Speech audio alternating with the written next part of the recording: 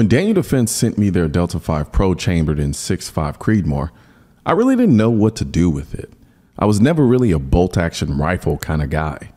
Yeah, I own a few bolt-action rifles, but I never really shot them that much. So I decided to dive into the ocean and take a precision rifle course of sorts with the Daniel Defense Delta 5 Pro. So I drove out to College Station to meet the guys at DI Precision to get me squared away. If precision shooting is golf for people who like guns, DI Precision is the precision shooting pro shop for people looking to build precision rifles or take existing precision rifles and do what's necessary from a parts and skill set standpoint to shoot that rifle to its fullest potential. This is Derek Webster. Derek is one of DI Precision's sales managers, rifle assembler, load developer, and for the next 2 days, he's going to be one of my instructors. I'm convinced Derek has only two loves in the world: overalls and precision shooting. My other instructor is Daniel McElroy. Daniel is the product design director at Daniel Defense. For obvious reasons, Daniel was not only intimately familiar with the Delta 5 Pro, but in October of 2020, he finished first place at the Gap Grind PRS event, defeating 258 other shooters using the Delta 5 Pro. My first car was a 1992 Honda Accord, where the driver's seat was stuck in the furthest position to the rear. Because of this, I got used to not having any seat adjustments. It wasn't until I got a new car with working seat adjustments that I realized that my seating position was all wrong. Apparently, that ignorance carried over to my Delta 5 Pro, except my Delta 5 Pro's adjustments weren't broken. As a matter of fact, there were more adjustments than I could ever imagine. You want to go shopping? And by shopping, he means, can you go get this guy a not so shitty bipod? After some shopping, it was time for me to get schooled on the Kestrel.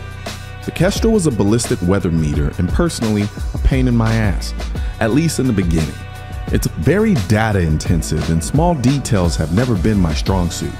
However, Daniel and Derek did a great job getting me over the learning curve, and by the time I was done with the course, I concluded that the Kestrel is truly a remarkable little machine. Have you ever thought about making a living in the firearm industry? If you enjoy gun repairs, ballistics, and learning about firearms, Sonoran Desert Institute online courses might just be a good fit for you. To find out more about them, visit www.sdi.edu today. It was now time to zero my Delta 5 Pro, which also meant I was finally going to shoot it for the first time. I used to dread having to zero a gun, largely because I didn't know what I was doing. However, the more I did it, the better I got, and what was once a source of frustration and anger has now become quite enjoyable and relaxing.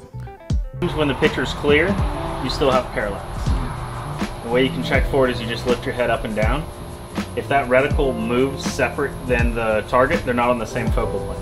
Gotcha. If you move your head and they move together, you're parallax free. Hold that point, whether it be in your bag or whatever, and then look through your scope. Where does my scope need to come down or over to get to what my barrel is aiming at? It's called bore sighting. Your bag needs to be doing 90% of your work, or most of your work. Realistically, you would want your reticle underneath the target, and then you want the weight of your face to bring your reticle up into the target.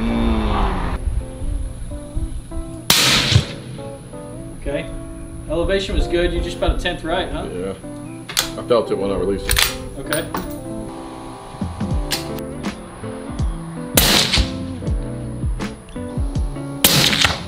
Shooting the Delta 5 Pro for the first time was like my first experience driving a Suburban. I spent the first 10 minutes obsessing over its size.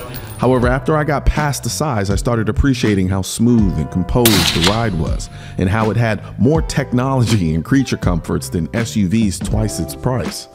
Yeah, I know. That's what she said. Dude, there's so much that goes into this. Yeah, dude, no, man, it's.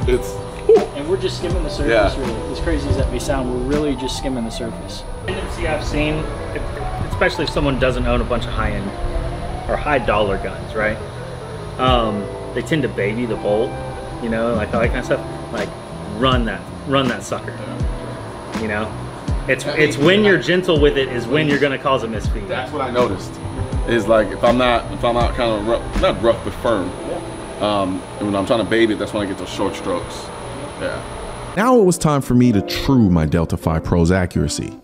Now I get to see what this thing can do at some distance on steel. Shooting on paper is like driving a car on a highway, where shooting on steel is like driving on a windy back road. Blasting down the highway can be fun, but I much prefer driving on a windy road, especially when you have a car with the performance to match. So we're gonna go over truing, which is basically gonna make the Kestrel tell the truth, because that bullet never lies, right? So we're gonna find out, your bullet's gonna tell you exactly what you're doing. We're gonna make that Kestrel match what that bullet did. And then from to the furthest distance you go out in, all your ballistic data we're gonna verify. Okay. And then, now that ballistic data will track, like doesn't matter if you go anywhere, you swing that Kestrel and you update your environmentals, it's gonna adjust everything accordingly. So it's not like it's only good for here, right? This is true day. Swing it. Being someone who finds comfort in the gray zones of life, Almost more than shooting. the amount of precision required in precision shooting is a little daunting for me. But that's why they call it precision shooting and not close enough shooting. Yes, it was a hit, but if you would have brought that more centered, you would have had a better chance of that second one tagging it, right? I call it rifle mechanics. Yeah. Okay, which is, you know, bipod, rear bag, how you manipulate the rifle. Same thing with a carbine, how you're manipulating the rifle. I know I need to engage this target, boom, I'm gonna start bag up because I can always saw it down. Guess what I can't do? I can't build it up with my hand because then I'm putting on a flex show, you know what I'm saying? I ain't trying to show you up in front of everybody, so, you know, I don't wanna do that. There's a lot of heat coming off your suppressor right now. That's giving you some mirage to kind of fight through too. So picking your conditions is a big battle I think a lot of people overlook.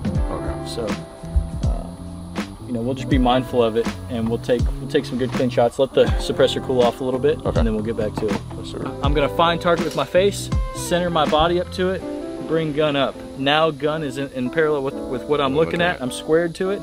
You're much more likely that when you apply a cheek weld to the gun, that you're gonna be relatively close to the target. Which I am. There's an aesthetic quality to the Delta 5 that you don't truly appreciate until you see it out in the elements. Seeing it on bipods on a shooting mat is one thing, but you don't realize how good looking this rifle is until you see it balanced on a rock or wedged against a tire. If shooting paper is like driving a car on a highway and shooting steel is like driving a car on a windy road, what we were about to do next is like driving a race car on a racetrack. Impact, square. Whoa! Shit.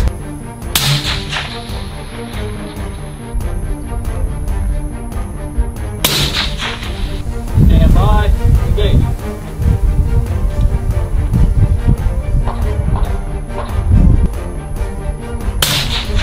Impact. Nope. Hold up. Transition.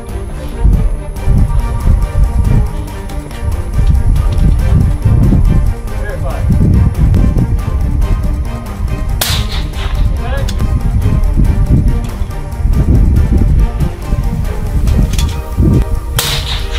Impact.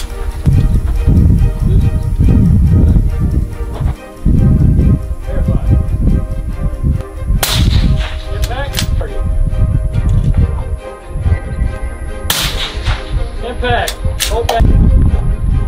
Verify. Impact. Hold back.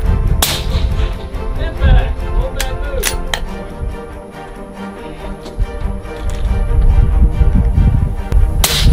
Impact. Let me run.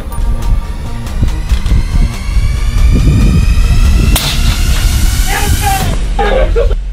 Oh! Oh! Oh! Oh! Oh! No. All right, so just tell us what just happened. Like, what did he do? Basically, I put him through a stressor. I put him through a multiple target, multiple distance, multiple position stage. And it was a KYL rack, which is a big to small rack at 650 yards.